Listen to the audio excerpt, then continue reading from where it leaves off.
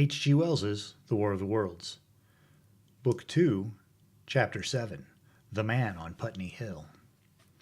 I spent that night in the inn that stands at the top of Putney Hill, sleeping in a bed made for the first time since my flight to Leatherhead.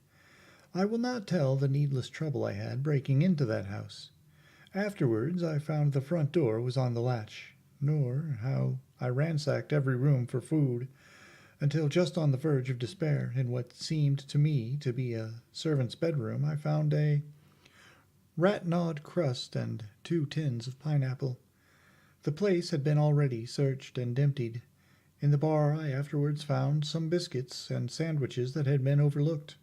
The latter I could not eat, they were too rotten, but the former not only stayed my hunger but filled my pockets. I lit no lamps, fearing some Martian might come beating that part of London for food in the night. Before I went to bed I had an interval of restlessness and prowled from window to window, peering out for some sign of these monsters. I slept little. As I lay in bed I found myself thinking consecutively, a thing I do not remember to have done since my last argument with the curate. During all the intervening time my mental condition had been a hurrying succession of vague emotional states, or a sort of stupid receptivity. But in the night my brain, reinforced, I suppose, by the food I had eaten, grew clear again, and I thought. 3 things struggled for possession of my mind: the killing of the curate, whereabouts of the Martians, and the possible fate of my wife. The former gave me no sensation of horror or remorse to recall. I saw it simply as a thing done, a memory infinitely disagreeable, but quite without the quality of remorse. I saw myself then as I see myself now, driven step by step towards that hasty blow, the creature of a sequence of accidents leading inevitably to that. I felt no condemnation, yet the memory, static, unprogressive, haunted me. In the silence of the night, with that sense of the nearness of God that sometimes comes into the stillness and the darkness, I stood my trial, my only trial, for that moment of wrath and fear. I retraced every step of our conversation from the moment when I had found him church-side beside me, heedless of my thirst and pointing to the fire and smoke that streamed up from the ruins of Weybridge. We had been incapable of cooperation. Grim chance had taken no heed of that. I had foreseen I should have left him at Halliford, but I did not foresee, and crime is to foresee and do. And I set this down as I have set all this story down, as it was. There were no witnesses. All these things I might have concealed, but I set it down, and the reader must form his judgment as he will. And when, by an effort, I had set aside that picture of a prostrate body, I faced the problem of the Martians and the fate of my wife. For the former I had no data. I could imagine 100 things, and so, unhappily, I could for the latter. And suddenly that night became terrible. I found myself sitting up in bed, staring at the dark. I found myself praying that the heat ray might have suddenly and painlessly struck her out of being. Since the night of my return from Leatherhead I had not prayed. I had uttered prayers, fetish prayers, had prayed as heathens mutter charms when I was in extremity. But now I prayed indeed, pleading steadfastly and sanely, face to face with the darkness of God. Strange night, strangest in this, that so soon as dawn had come, I, who had talked with God, crept out of the house like a rat leaving its hiding place, a creature scarcely larger, an inferior animal, a thing that, for any passing whim of our masters, might be hunted and killed. Perhaps they also prayed confidently to God. Surely, if we have learned nothing else, this war has taught us pity for those witless souls that suffer our dominion. The morning was bright and fine, and the eastern sky glowed pink and was fretted with little golden clouds. In the road that runs from the top of Putney Hill to Wimbledon was a number of poor vestiges of the panicked torrent that must have poured Londonward on the Sunday night after the fighting began. There was a little two-wheeled cart, inscribed with the name of Thomas Lobb, greengrocer, New Malden, with a smashed wheel and an abandoned tin trunk.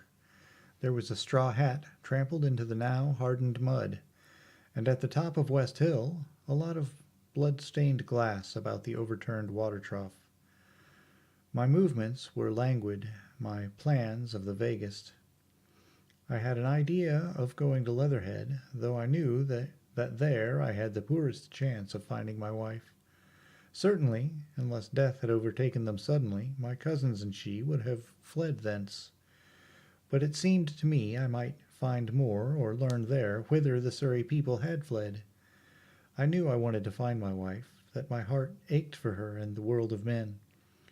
But I had no clear idea how the finding might be done.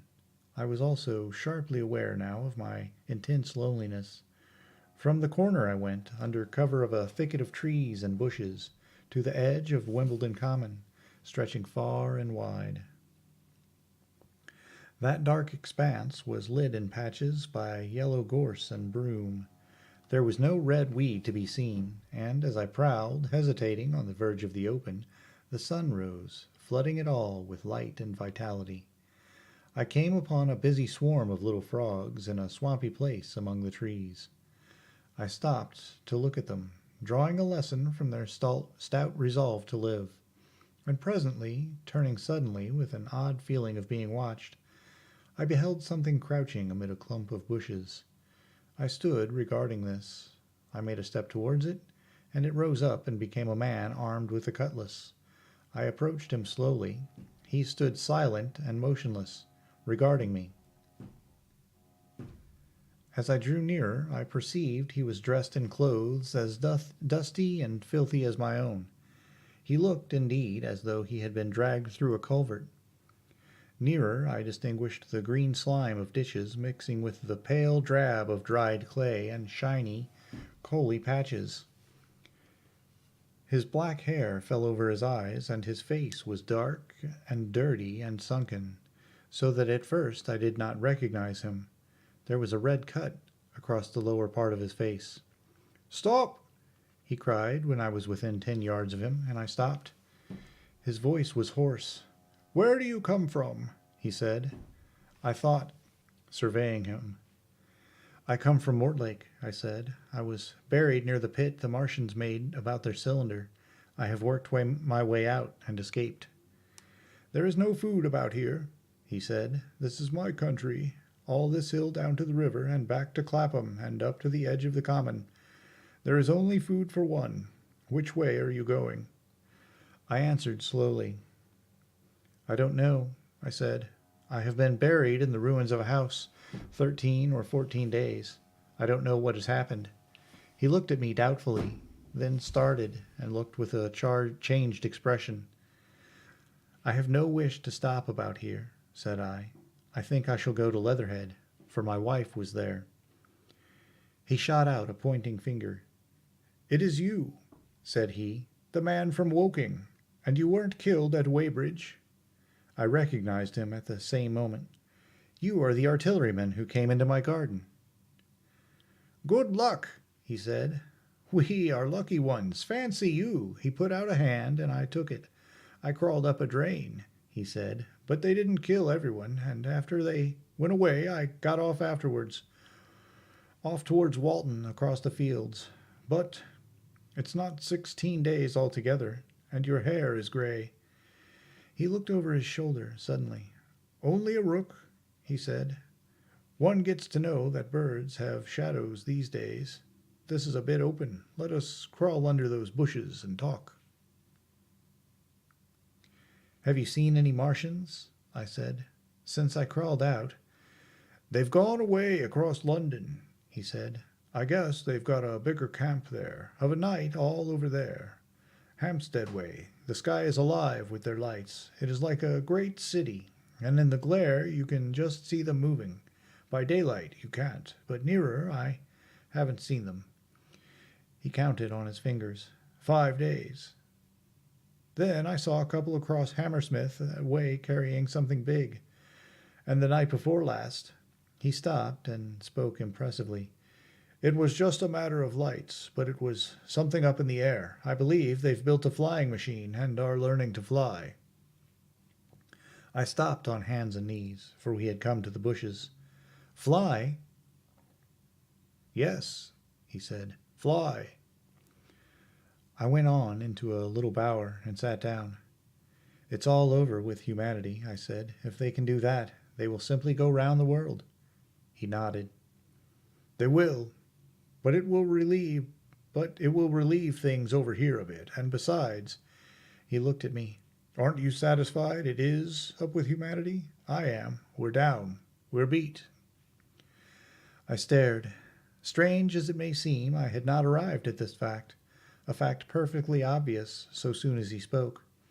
I had still held a vague hope. Rather, I had kept a lifelong habit of mind. He repeated his words. We're beat. They carried absolute conviction. It's all over, he said. They've lost one, just one, and they've made their footing good and crippled the greatest power in the world. They've walked over us. The death of that one at Weybridge was an accident, and these are only pioneers. They kept on coming, these green stars. I've seen none these 5 or 6 days, but I've no doubt they're falling somewhere every night. Nothing's to be done. We're under. We're beat. I made him no answer. I sat, staring before me, trying in vain to devise some countervailing thought. This isn't a war, said the artilleryman. It never was a war, any more than there's war between man and ants. Suddenly I recalled the night in the observatory. After the 10th shot they fired no more, at least, until the first cylinder came. How do you know? Said the artilleryman.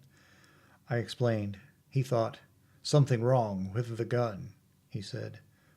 But what if there is? They'll get it right again, and even if there's a delay, how can it alter the end?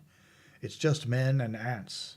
There's the ants, builds their cities, lives their lives, have wars, revolutions, until the men want them out of the way, and then they go out of the way. That's what we are now, just ants, only... Yes, I said. We're eatable ants. We sat, looking at each other. And what will they do with us? I said. That's what I've been thinking, he said. That's what I've been thinking. After Weybridge, I went south, thinking. I saw what was up. Most of the people were hard at it, squealing and exciting themselves. But I'm not so fond of squealing. I've been in sight of death once or twice. I'm not an ornamental soldier, and at the best and worst, death, it's just death. And it's the man that keeps on thinking comes through. I saw everyone tracking away south. Says I, food won't last this way, and I turned right back. I went for the Martians like a sparrow goes for man, all around. He waved a hand to the horizon. They're starving in heaps, bolting, treading on each other. He saw my face and halted awkwardly. No doubt lots who had money have gone away to France, he said. He seemed to hesitate whether to apologize, met my eyes, and went on. There's food all about here, canned things in shops, wines, spirits, mineral waters, and the water mains and drains are empty. Well, I was telling you what I was thinking. Here's intelligent things, I said, and it seems they want us for food. First, they'll smash us up. Ships, machines, guns, cities, all the order and organization, all that will go. If we were the size of ants, we might pull through, but we're not. It's all too bulky to stop. That's the first certainty, eh? I assented. It is. I've thought it out. Very well, then. Next, at present, we're caught as we're wanted.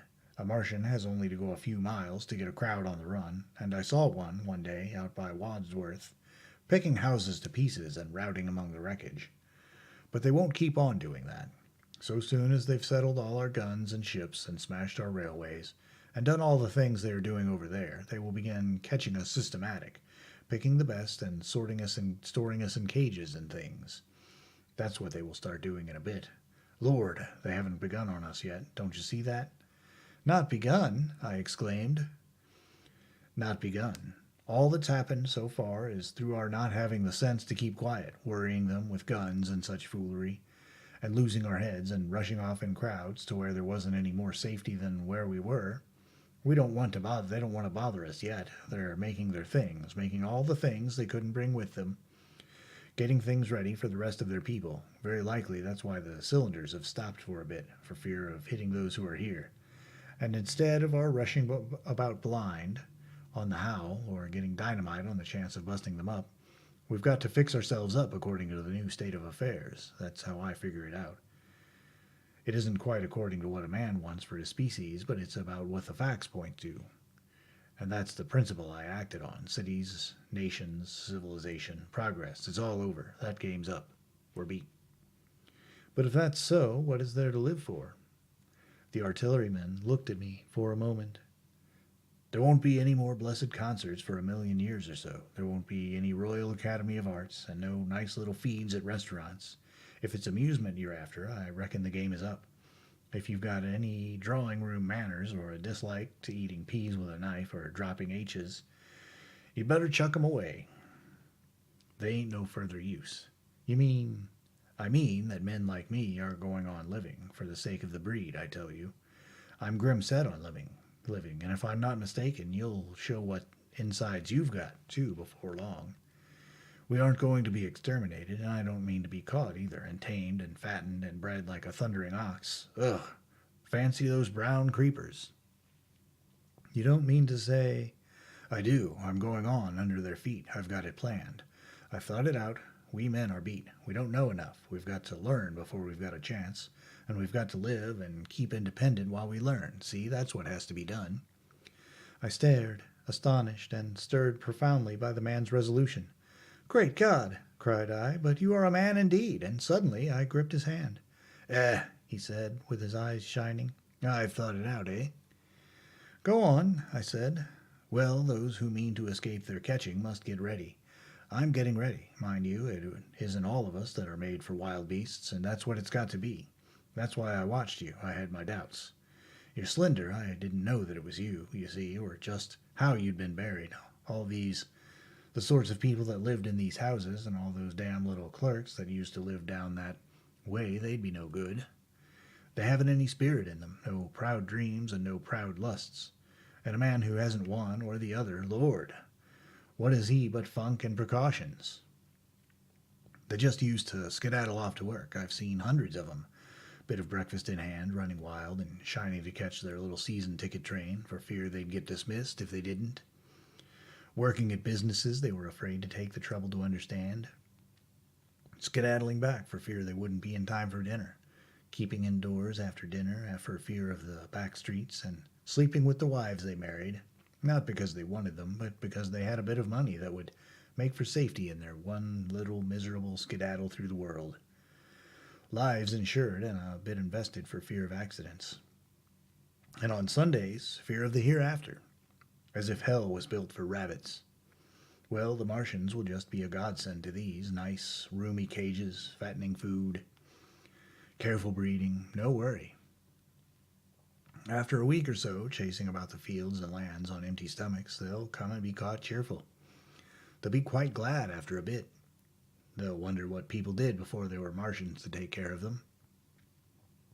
And the bar loafers and mashers and singers... I can imagine them, he said with a sort of somber gratification. There'll be any amount of sentiment and religion loose among them. There's hundreds of things I saw with my eyes that I've only begun to see clearly these last few days. There's lots will take things as they are, fat and stupid, and lots will be worried by a sort of feeling that it's all wrong and that they ought to be doing something. Now, whenever things are so that a lot of people feel they ought to be doing something, the weak, and those who go weak with a lot of complicated thinking, always make for a sort of do-nothing religion, very pious and superior, and submit to persecution and the will of the Lord. Very likely you've seen the same thing. It's energy in a gale of funk, and turned clean inside out. These cages will be full of psalms and hymns and piety, and those of a less simple sort will work in a bit of eroticism. He paused. Very likely these Martians will make pets of some of them, train them to do tricks, who knows, get sentimental over the pet boy who grew up and had to be killed, and Some, maybe, they will train to hunt us. No, I cried. That's impossible. No human being. What's the good of going on with such lies? Said the artilleryman. There's men who'd do it cheerful. What nonsense, to pretend there isn't. And I succumbed to his conviction. If they come after me, he said, Lord, if they come after me, and subsided into a grim meditation. I sat contemplating these things. I could find nothing to bring against this man's reasoning. In the days before the invasion, no one would have questioned my intellectual superiority to his. I, a professed and recognized writer on philosophical themes, he, a common soldier, and yet he had already formulated a situation that I had scarcely realized. "What are you doing?" I said presently. "What plans have you made?" He hesitated. Well, it's like this, he said.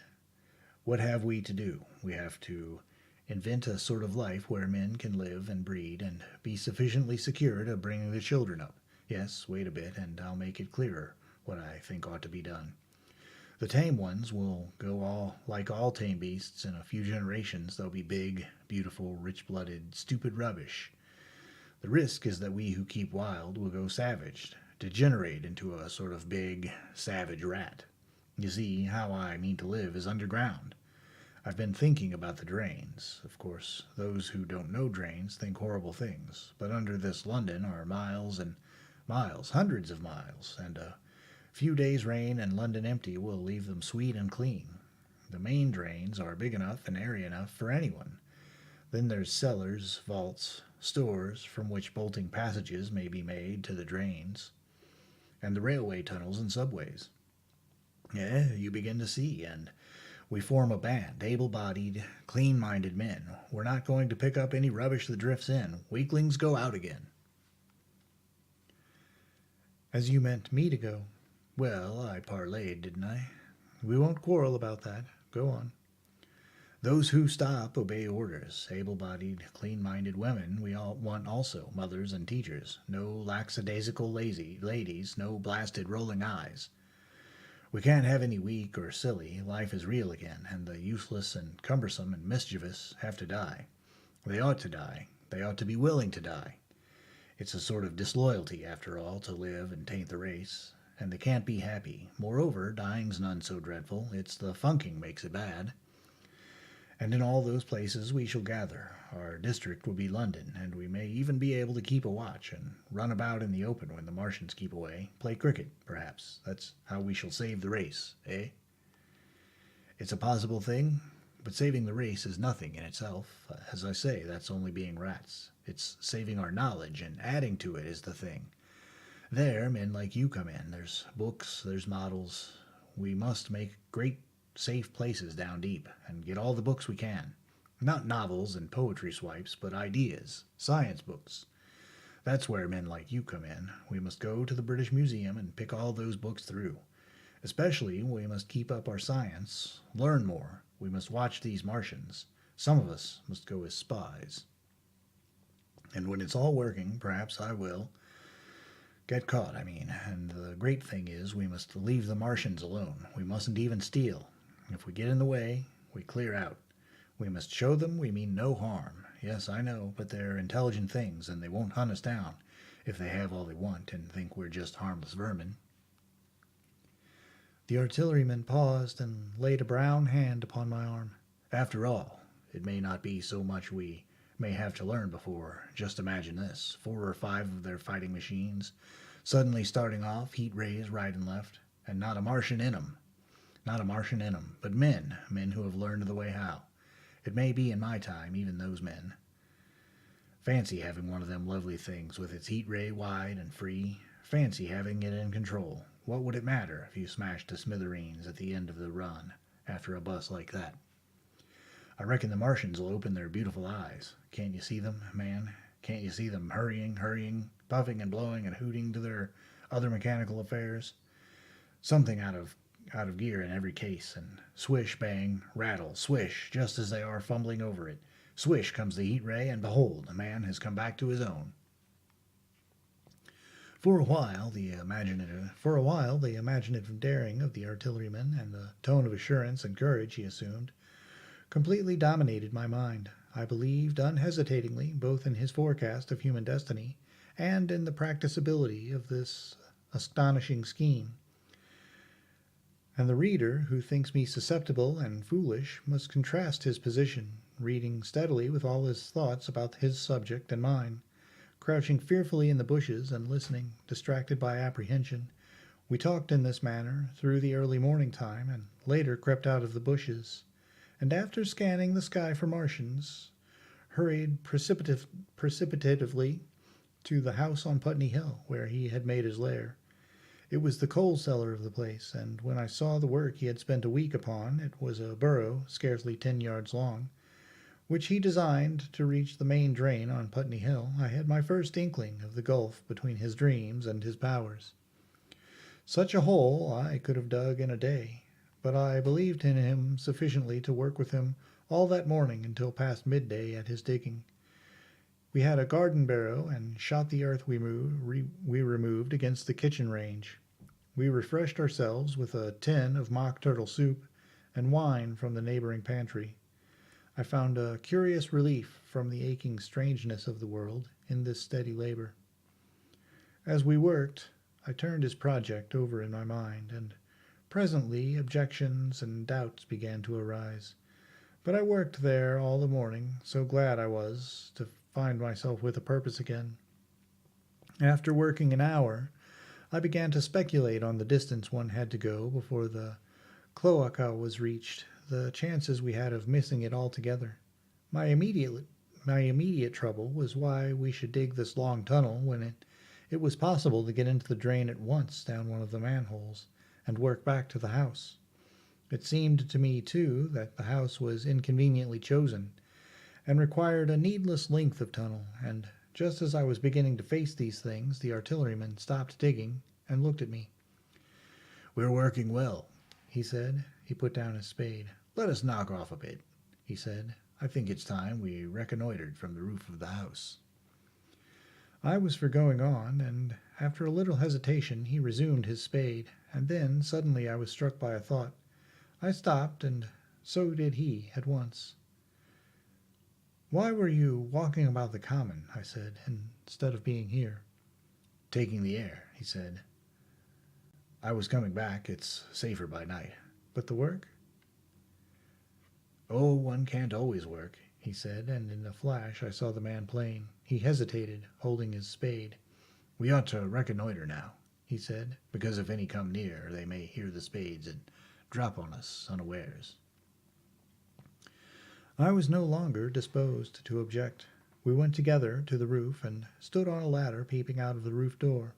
No Martians were to be seen, and we ventured out on the tiles and slipped down under shelter of the parapet.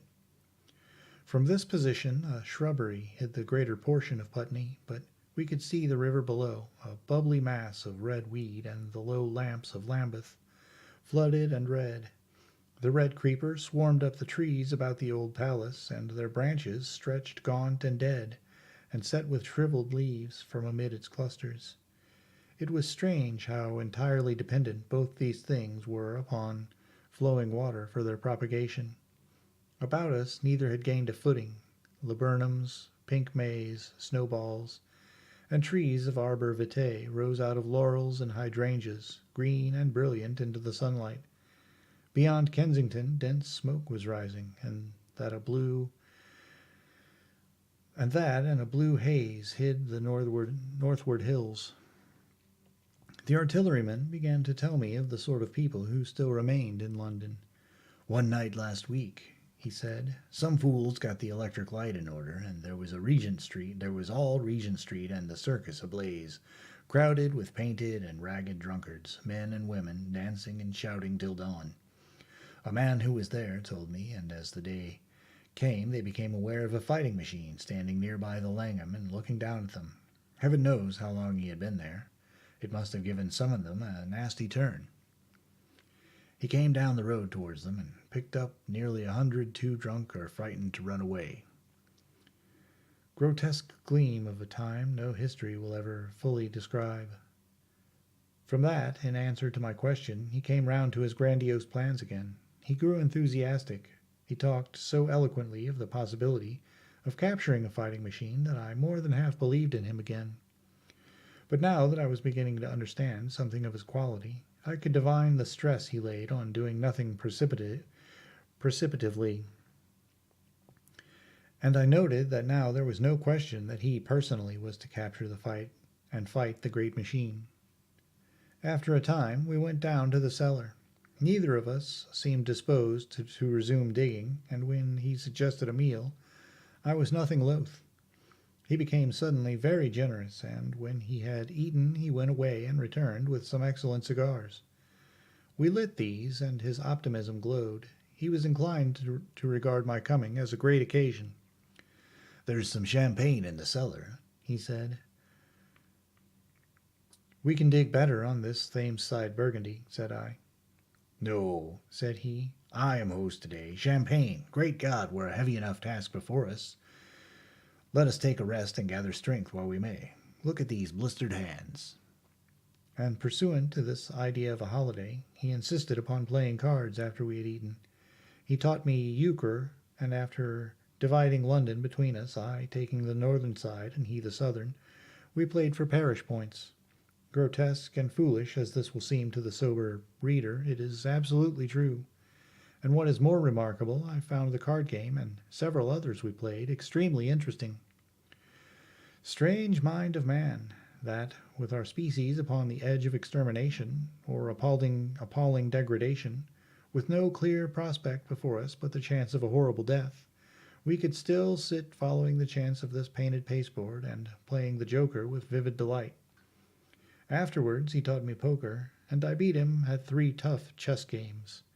When dark came, we decided to take the risk and lit a lamp. After an interminable string of games, we supped, and the artilleryman finished the champagne. We went on smoking the cigars. He was no longer the energetic regenerator of his species I had encountered in the morning. He was still optimistic, but it was a less kinetic, more thoughtful optimism. I remember he wound up with my health, proposed in a speech of small variety and considerable intermittence. I took a cigar and went upstairs to look at the lights of which he had spoken, that blazed so greenly along the Highgate hills. At first I stared unintelligently across the London valley. The northern hills were shrouded in darkness. The fires near Kensington glowed redly, and now and then an orange-red tongue of flame flashed up and vanished in the deep blue night. All the rest of London was black. Then, nearer, I perceived a strange light, a pale, violet-purple fluorescent glow, quivering under the night breeze. For a space I could not understand it, and then I knew that it must be the red weed from which this faint irradiation proceeded. With that realization, my dormant sense of wonder, my sense of the proportion of things, woke again. I glanced from that to Mars, red and clear, glowing high in the west, and then gazed long and earnestly at the darkness of Hampstead and Highgate. I remained a very long time upon the roof, wondering at the grotesque changes of the day. I recalled my mental states from the midnight prayer to the foolish card-playing. I had a violent revulsion of feeling. I remember I flung away the cigar with a certain wasteful symbolism. My folly came to me with glaring exaggeration. I seemed a traitor to my wife and to my kind. I was filled with remorse. I resolved to leave the strange, undisciplined dreamer of great things to his drink and gluttony, and to go on into London. There, it seemed to me, I had the best chance of learning what the Martians and my fellowmen were doing. I was still upon the roof when the late moon rose. Hey, Dish Pit Viper, what's happening? Yeah, the book is much more effective, I think, than the movie. In the movie, you get some of the terror of the tripods, running around and fucking shit up. But in the book, you get the horror of realizing that, yeah, man, the civilization of man, is really done for, and also some of the repercussions that might have on the in the form of the curate, going crazy and basically calling on his own death, trying to decide on a collector's set to buy. That's pretty cool. What kind of collector's set are you looking at? And the artilleryman with his, we've got to rebuild society in my image sort of thing going on, where it's a common theme when people think that a bunch of other people need to die, like if there's too many people or if there are poor people around, they want other folks to die, not themselves. They think that it is beholden to the other people to have the shit end of the stick, rather than, and that they should prosper and reap the benefits of that collapse of society or whatever. But it ain't so. If anyone has to die, everyone has to die. That's what they said in that. There was a time movie, Running Out of Time, or 15 Minutes, or something like that. Yeah, historical dictators. Historical dictators are very bad. They're like an oddly shaped potato. But let's get back to it. Chapter 8. Dead London. After I had parted from the artilleryman, I went down the hill, and by the High Street across the bridge to Fulham. The red weed was tumultuous at that time, and nearly choked the bridge roadway, but its fronds were already whitened in patches by the spreading disease that presently removed it so swiftly. At the corner of the lane that runs to Putney Bridge station, I found a man lying. He was as black as a sweep with the black dust, alive but helplessly and speechlessly drunk. I could get nothing from him but curses and furious lunges at my head. I think I should have stayed by him but for the brutal expression of his face. There was black dust along the roadway from the bridge onwards, and it grew thicker in Fulham. The streets were horribly quiet.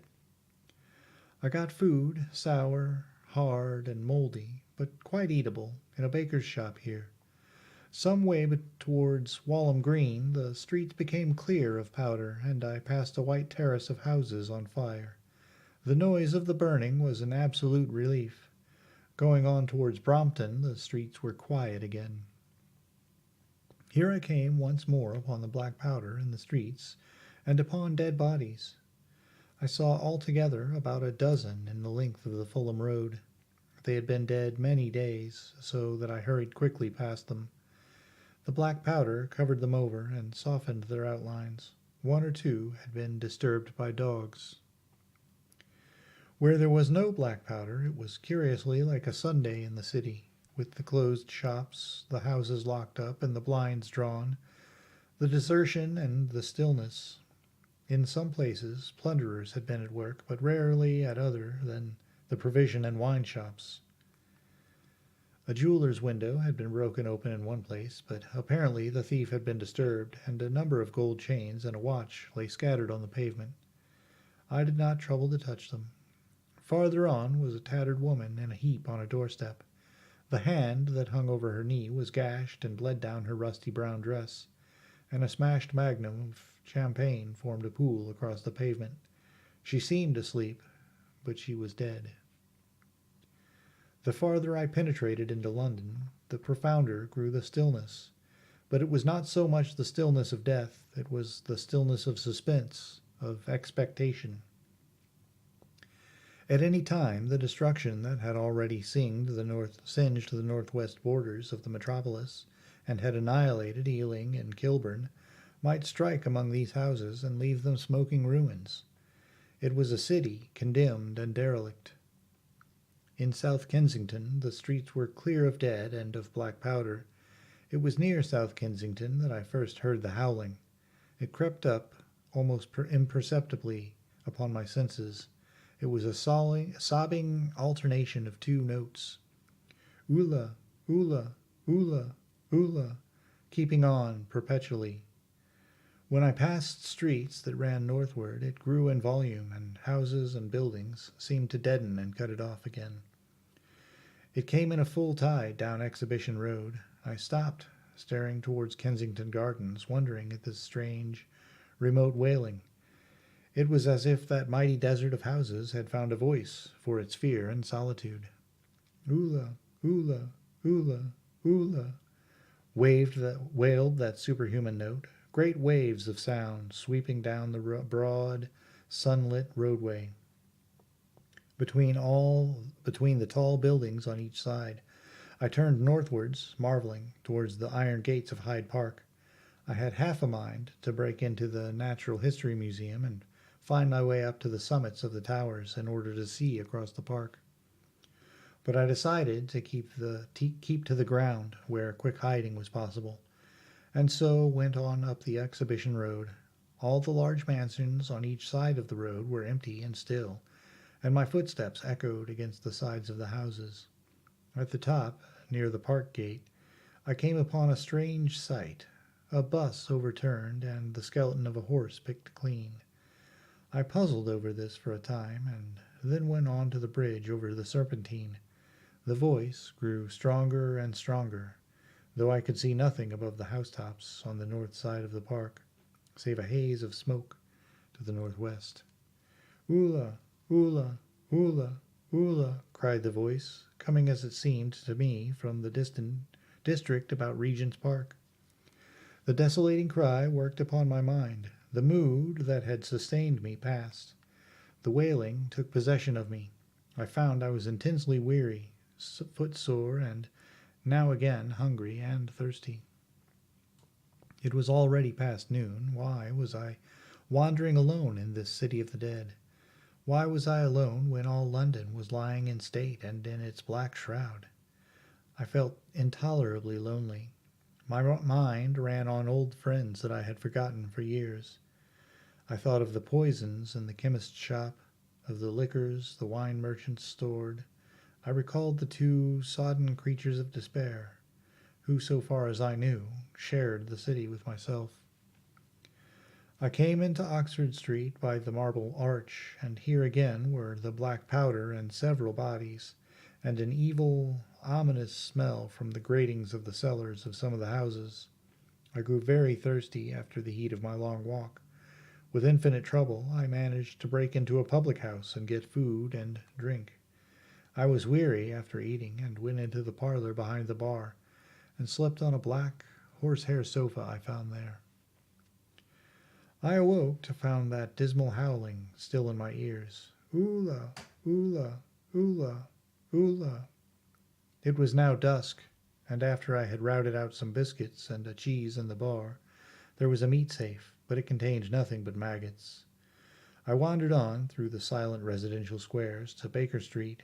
Portman Square is the only one I can name, and so came out at last upon Regent's Park. And as I emerged from the top of Baker Street, I saw far away over the hill, over the trees and the clearness of the sunset, the hood of the Martian Giant from which this howling proceeded. I was not terrified. I came upon him as if it were a matter of course. I watched him for some time, but he did not move. He appeared to be standing and yelling for no reason that I could discover. I tried to formulate a plan of action. That perpetual sound of "Ulla, Ulla, Ulla, Ulla" confused my mind. Perhaps I was too tired to be very fearful. Certainly I was more curious to know the reason of this monotonous crying than afraid.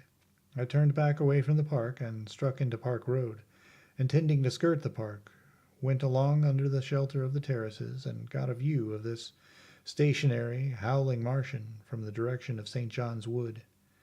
A couple of 100 yards out of Baker Street, I heard a yelping chorus, and saw first a dog with a piece of putrescent red meat in his jaws, coming headlong towards me, and then a pack of starving mongrels in pursuit of him. He made a wide curve to avoid me, as though he feared I might prove a fresh competitor. As the yelping died away down the silent road, the wailing sound of "Ulla, Ulla, Ulla, Ulla" reasserted itself. I came upon the wrecked handling machine halfway to St. John's Wood Station, At first I thought a house had fallen across the road. It was only as I clambered among the ruins that I saw, with a start, this mechanical Samson lying, with its tentacles bent and smashed and twisted, among the ruins it had made. The forepart was shattered. It seemed as if it had driven blindly straight at the house, and had been overwhelmed in its overthrow. It seemed to me then that this might have happened by a handling machine escaping from the guidance of its Martian. I could not clamber among the ruins to see it, and the twilight was now so far advanced that the blood with which its seat was smeared and the gnawed gristle of the Martian that the dogs had left were invisible to me. Wondering still more at all that I had seen, I pushed on towards Primrose Hill. Far away, through a gap in the trees, I saw a second Martian, as motionless as the first, standing in the park towards the zoological gardens, and silent.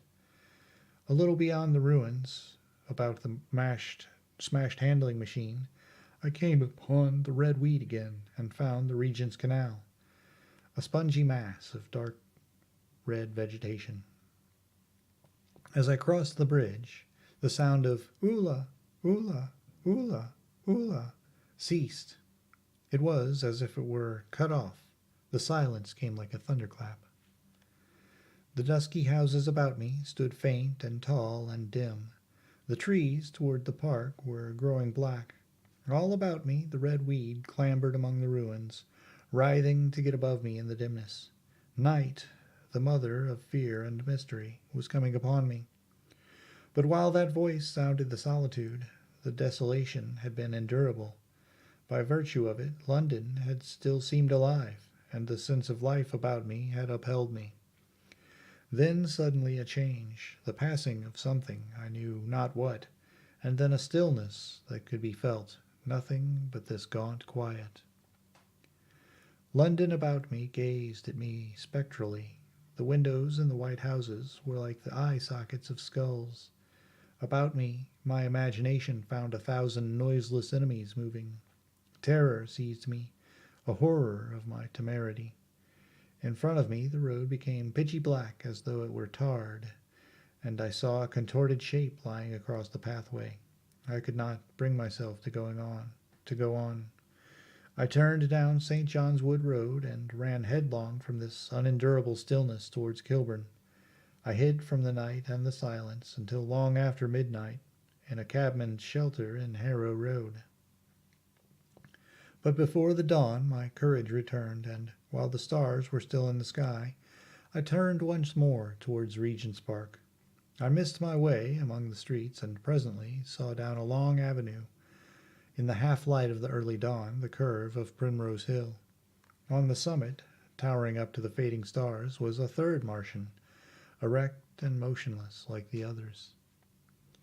An insane resolve possessed me. I would die and end it, and I would save myself even the trouble of killing myself. I marched on recklessly toward this Titan, and then, as I drew nearer and the light grew, I saw that a multitude of black birds was circling and clustering about the hood. At that my heart gave a bound, and I began running along the road. I hurried through the red weed that choked St. Edmund's Terrace. I waded breast high across a torrent of water that was rushing down from the waterworks towards the Albert Road, and emerged upon the grass before the rising of the sun. Great mounds had been heaped about the crest of the hill, making a huge redoubt of it. It was the final and largest place the Martians had made, and from behind these heaps there rose a thin smoke against the sky. Against the skyline an eager dog ran and disappeared. The thought that had flashed into my mind grew real, grew credible. I felt no fear, only a wild, trembling exultation, as I ran up the hill towards the motionless monster. Out of the hood hung lank shreds of brown, at which the hungry birds pecked and tore. In another moment I had scrambled up the earthen rampart and stood upon its crest, and the interior of the redoubt was below me. A mighty space it was, with gigantic machines here and there within it, huge mounds of material and strange shelter places, and scattered about it, some in their overturned war machines, some in the now rigid handling machines, and a dozen of them, Stark and silent and laid in a row were the Martians, dead, slain by the putrefactive and disease bacteria against which their systems were unprepared. Slain as the red weed was being slain. Slain after all man's devices had failed by the humblest things that God, in his wisdom, has put upon this earth. For so it had come about, as indeed I and many men might have foreseen, had not terror and disaster blinded our minds. These germs of disease have taken toll of humanity since the beginning of things, taken toll of our pre-human ancestors since life began here.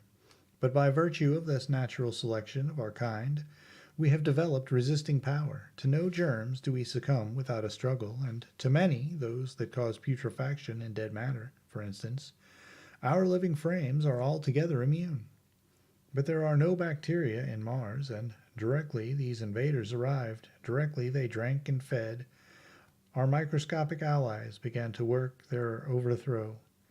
Already, when I watched them, they were irrevocably doomed, dying and rotten even as they went to and fro.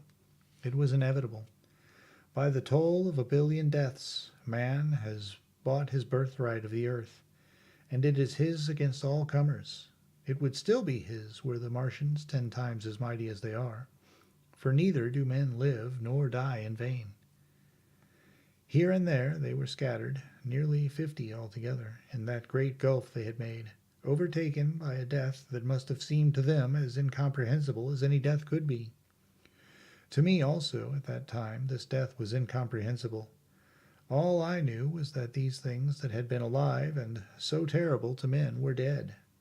For a moment I believed that the destruction of Sennacherib had been repeated, that God had repented, that the angel of death had slain them in the night. I stood staring into the pit, and my heart lightened gloriously, even as the rising sun struck the world to fire about me with his rays. The pit was still in darkness. The mighty engines, so great and wonderful in their power and complexity, so unearthly in their tortuous forms, rose weird and vague and strange out of the shadows towards the light. A multitude of dogs, I could hear, fought over the bodies that lay darkly in the depth of the pit, far below me. Across the pit, on its farther lip, flat and vast and strange, lay the great flying machine with which they had been experimenting upon our denser atmosphere when decay and death arrested them. Death had come not a day too soon. At the sound of a cawing overhead, I looked up at the huge fighting machine that would fight no more forever, at the tattered red shreds of flesh that dripped down upon the overturned seats on the summit of Primrose Hill. I turned and looked down the slope of the hill to where, enhaloed now in birds, stood those other 2 Martians that I had seen overnight. Just as death had overtaken them, the one had died, even as it had been crying to its companions. Perhaps it was the last to die, and its voice had gone on perpetually until the force of its machinery was exhausted. They glittered now, harmless tripod towers of shining metal, in the brightness of the rising sun. All about the pit, and saved as by a miracle from everlasting destruction, stretched the great mother of cities. Those who have only seen London veiled in her somber robes of smoke can scarcely imagine the naked clearness and beauty of the silent wilderness of houses. Eastward, over the blackened ruins of the Albert Terrace and the splintered spire of the church, the sun blazed dazzlingly in a clear sky, and here and there some facet in the great wilderness of roofs caught the light and glared with a white intensity. Northward were Kilburn and Hampstead, blue and crowded with houses. Westward the great city was dimmed, and southward, beyond the Martians, the green waves of Regent's Park, the Langham Hotel, the dome of the Albert Hall, the Imperial Institute, and the giant mansions of the Brompton Road came out clear and little in the sunrise, the jagged ruins of Westminster rising hazily beyond. Far away and blue were the Surrey hills, and the towers of the Crystal Palace glittered like 2 silver rods. The dome of St. Paul's was dark against the sunrise, and injured, I saw for the first time, by a huge gaping cavity on its western side. And as I looked at this wide expanse of houses and factories and churches, silent and abandoned, as I thought of the multitudinous hopes and efforts, the innumerable hosts of lives that had gone to build this human reef, and of the swift and ruthless destruction that had hung over it all, when I realized that the shadow had been rolled back, and that men might still live in the streets, and this dear, vast, dead city of mine be once more alive and powerful, I felt a wave of emotion that was near akin to tears. The torment was over. Even that day the healing would begin. The survivors of the people scattered over the country, leaderless, lawless, foodless, like sheep without a shepherd, the thousands who had fled by sea, would begin to return. The pulse of life, growing stronger and stronger, would beat again in the empty streets and pour across the vacant squares. Whatever destruction was done, the hand of the destroyer was stayed. All the gaunt wrecks, the blackened skeletons of houses that stared so dismally at the sunlit grass of the hill, would presently be echoing with the hammers of the restorers and ringing with the tapping of their trowels. At the thought I extended my hands towards the sky and began thanking God. In a year, I thought, in a year. With overwhelming force came the thought of myself, of my wife, and of the old life of hope and tender helpfulness that had ceased forever.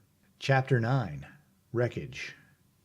And now comes the strangest thing in my story, yet perhaps it is not altogether strange. I remember clearly and coldly and vividly all that I did that day until the time that I stood weeping and praising God upon the summit of Primrose Hill. And then I forgot. Of the next 3 days, I know nothing. I have learned since that, so far from my being the first discoverer of the Martian overthrow, several such wanderers as myself had already discovered this on the previous night. One man, the first, had gone to St. Martin's le Grand, and, while I sheltered in the cabman's hut, had contrived to telegraph Paris.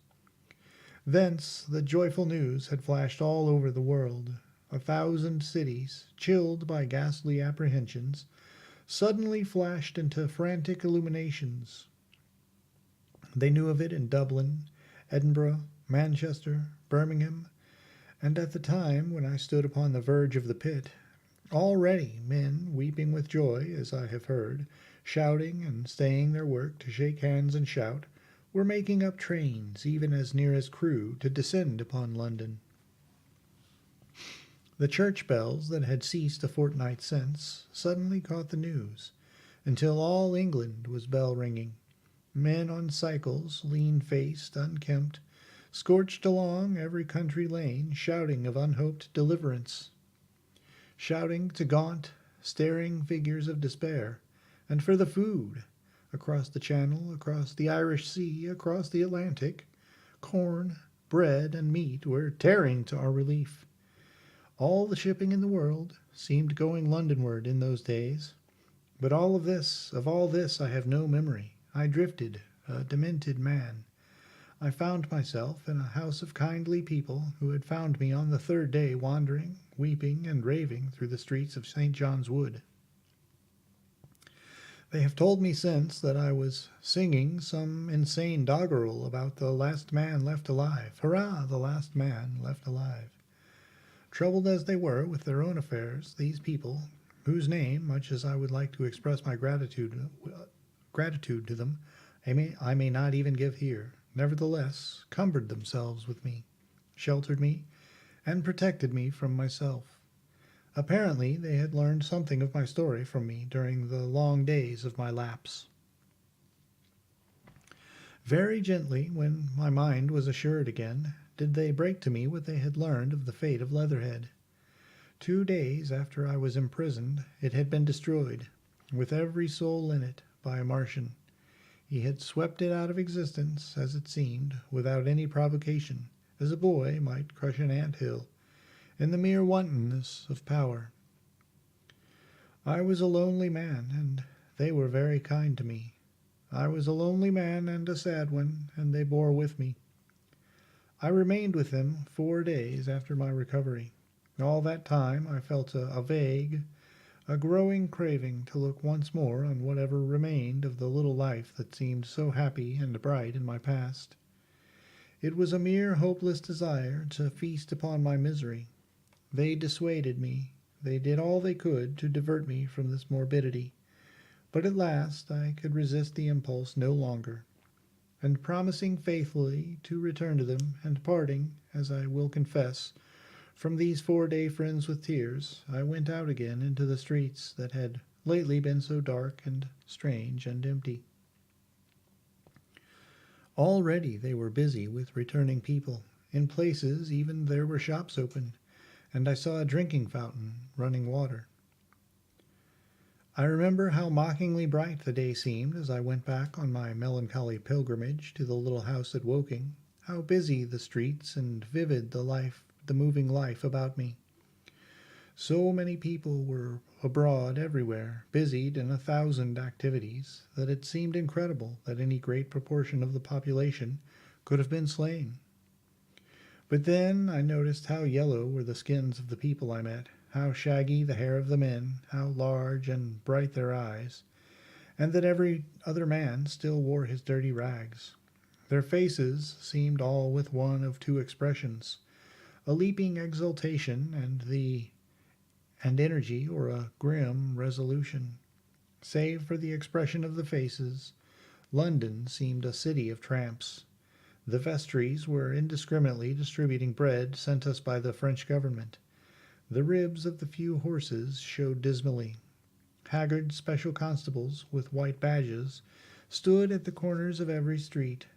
I saw little of the mischief wrought by the Martians until I reached Wellington Street, and there I saw the red weed clambering over the buttresses of Waterloo Bridge. At the corner of the bridge, too, I saw one of the common contrasts of that grotesque time. A sheet of paper flaunting against a thicket of the red weed, transfixed by a stick that kept it in place. It was the placard of the first newspaper to resume publication, the Daily Mail. I bought a copy for a blackened shilling I found in my pocket. Most of it was in blank, but the solitary compositor who did the thing had amused himself by making a grotesque scheme of advertisement stereo on the back page. The matter he printed was emotional. The news organization had not as yet found its way back. I learned nothing fresh, except that already in 1 week the examination of the Martian mechanisms had yielded astonishing results. Among other things, the article assured me what I did not believe at the time, that the secret of flying was discovered. At Waterloo I found the free trains that were taking people to their homes. The first rush was already over. There were few people in the train, and I was in no mood for casual conversation. I got a compartment to myself and sat with folded arms, looking grayly at the sunlit devastation that flowed past the windows. And just outside the terminus the train jolted over temporary rails, and on either side of the railway the houses were blackened ruins. To Clapham Junction the face of London was grimy with powder of the black smoke, in spite of 2 days of thunderstorms and rains, and at Clapham Junction the line had been wrecked again. There were hundreds of out-of-work clerks and shopmen working side by side with the customary navvies, and we were jolted over a hasty relaying. All down the line from there the aspect of the country was gaunt and unfamiliar. Wimbledon particularly had suffered. Walton, by virtue of its unburned pine woods, seemed the least hurt of any place along the line.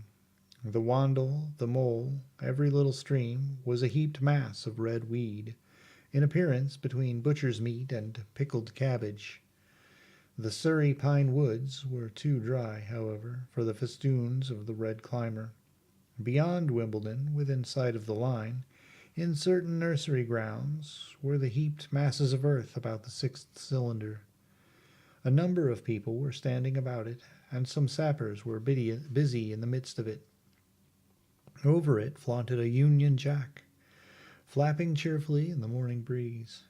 The nursery grounds were everywhere crimson with the weed, a wide expanse of livid color cut with purple shadows, and very painful to the eye. One's gaze went with infinite relief from the scorched grays and sullen reds of the foreground to the blue-green softness of the eastward hills.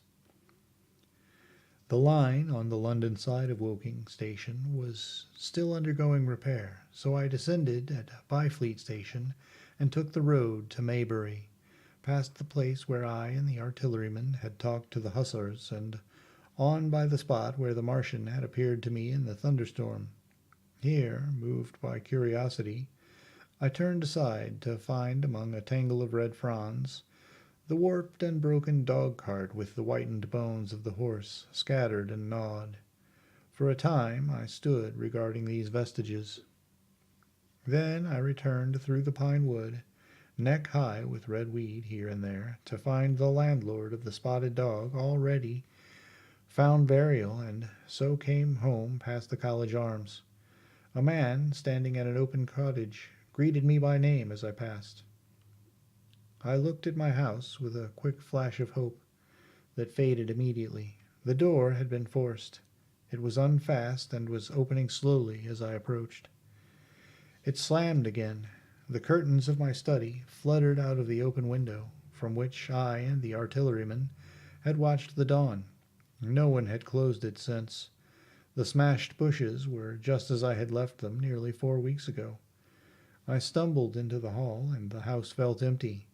The stair carpet was ruffled and discolored where I had crouched, soaked to the skin from the thunderstorm the night of the catastrophe. Our muddy footsteps, I saw, still went up the stairs.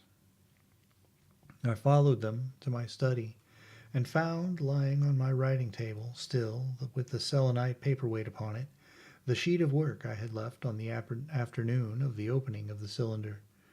For a space I stood reading over my abandoned arguments. It was a paper on the probable development of moral ideas, with the development of the civilizing process, and the last sentence was the opening of a prophecy. In about 200 years, I had written, we may expect. The sentence ended abruptly. I remembered my inability to fix my mind that morning, scarcely a month gone by, and how I had broken off to get my daily chronicle from the newsboy. I remembered how I went down through the garden gate as he came along, and how I had listened to his odd story of men from Mars. I came down and went into the dining room. There were the mutton and the bread, both far gone now in decay, and a beer bottle overturned, just as I and the artilleryman had left them. My home was desolate. I pierced the folly of the faint hope I had cherished so long, and then a strange thing occurred. "It is no use," said a voice. "The house is deserted. No one has been here these 10 days. Do not stay here to torment yourself. No one escaped but you." I was startled. Had I spoken my thought aloud? I turned, and the French window was open behind me. I made a step to it and stood, looking out. And there, amazed and afraid, even as I stood amazed and afraid, were my cousin and my wife. My wife, white and tearless. She gave a faint cry. "I came," she said. "I knew. I knew." She put her hand to her throat, swayed. I made a step forward and caught her in my arms. Chapter 10. The Epilogue. I cannot but regret now that I am concluding my story, how little I am able to contribute to the discussion of the many debatable questions which are still unsettled. In one respect I shall certainly provoke criticism. My particular province is speculative philosophy. My knowledge of comparative philosophy, my knowledge of comparative physiology is confined to a book or two, but it seemed to me that Carver's suggestions as to the reason of the rapid death of the Martians is so probable as to be regarded almost as a proven conclusion. I have assumed that in the body of my narrative. At any rate, in all the bodies of the Martians that were examined after the war, No bacteria, except those already known as terrestrial species, were found. That they did not bury any of their dead, and the reckless slaughter they perpetrated, point also to an entire ignorance of the putrefaction process. But probable as this seems, it is by no means a provable conclusion. Neither is the composition of the black smoke known, which the Martians used with such deadly effect, and the generator of the heat rays remains a puzzle.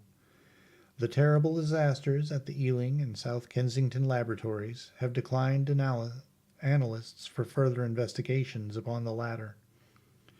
Spectrum analysis of the black powder points unmistakably to the presence of an unknown element, with a brilliant group of 3 lines in the green, and it is possible that it combines with argon to form a compound which acts at once with deadly effect upon some constituent in the blood. But such unproven speculations will scarcely be of interest to the general reader, to whom this story is addressed. None of the brown scum that drifted down the Thames after the destruction of Shepperton was examined at the time, and now none is forthcoming. The results of an anatomical examination of the Martians, so far as the prowling dogs had left such an examination possible, I have already given. But everyone is familiar with the magnificent and almost complete specimen in spirits at the Natural History Museum, and the countless drawings that have been made from it, and beyond that the interest of their physiology and structure is purely scientific. A question of graver and universal interest is the possibility of another attack from the Martians. I do not think that nearly enough attention is being given to this aspect of the matter. At present the planet Mars is in conjunction, but with every return to opposition, I, for one, anticipate a renewal of their adventure. In any case, we should be prepared. It seems to me that it should be possible to define the position of the gun from which the shots are discharged, to keep a sustained watch upon this part of the planet, and to anticipate the arrival of the next attack. In that case, the cylinder might be destroyed with dynamite or artillery before it was sufficiently cool for the Martians to emerge, or they might be butchered by means of guns so soon as the screw opened. It seems to me that they have lost a vast advantage in the failure of their first surprise. Possibly they see it in the same light. Lessing has advanced excellent reasons for supposing that the Martians have actually succeeded in effecting a landing on the planet Venus. 7 months ago now, Venus and Mars were in alignment with the Sun. That is to say, Mars was in opposition from the point of view of an observer on Venus.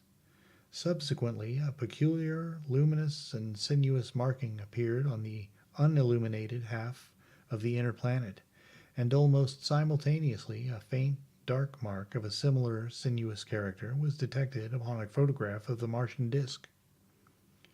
One needs to see the drawings of these appearances in order to appreciate fully their remarkable resemblance in character. At any rate, whether we expect another invasion or not, our views of the human future must be greatly modified by these events. We have learned now that we cannot regard this planet as being fenced in and a secure abiding place for man. We can never anticipate the unseen good or evil that may come upon us suddenly out of space. It may be that in the larger design of the universe, this invasion from Mars is not without its ultimate benefit for men.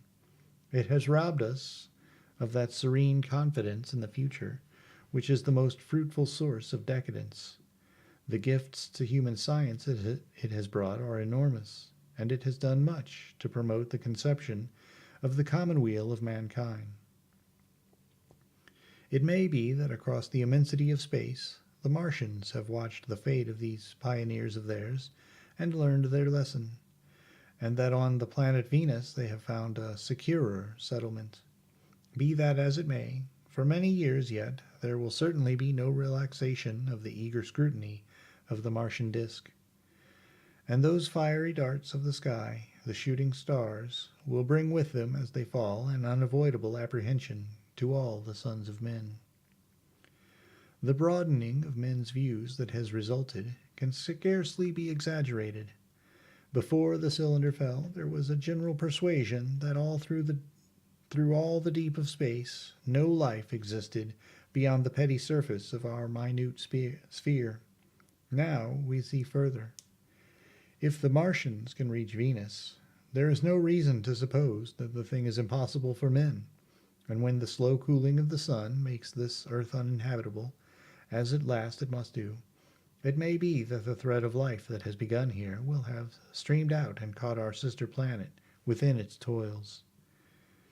Dim and wonderful is the vision I have conjured up in my mind of life spreading slowly from this little seedbed of the solar system throughout the inanimate vastness of sidereal space. But that is a remote dream. It may be, on the other hand, that the destruction of the Martians is only a reprieve.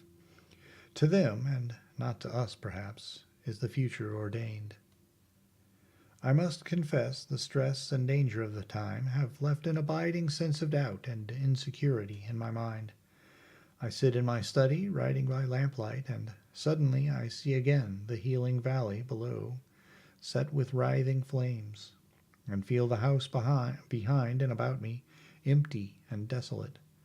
I go out into the Byfleet Road, and vehicles pass me, a butcher boy in a cart, a cab full of visitors, a workman on a bicycle, children going to school, and suddenly they become vague and unreal, and I hurry again with the artilleryman through the hot, brooding silence. Of a night I see the black powder darkening the silent streets, and the contorted bodies shrouded in that layer. They rise upon me, tattered and dog-bitten. They gibber and grow fiercer, paler, uglier. Mad distortions of humanity at last, and I wake, cold and wretched, in the darkness of the night. I go to London and see the busy multitudes in Fleet Street and the Strand, and it comes across my mind that they are but the ghosts of the past, haunting the streets that I have seen silent and wretched, going to and fro, phantasms in a dead city. The mockery of life in a galvanized body.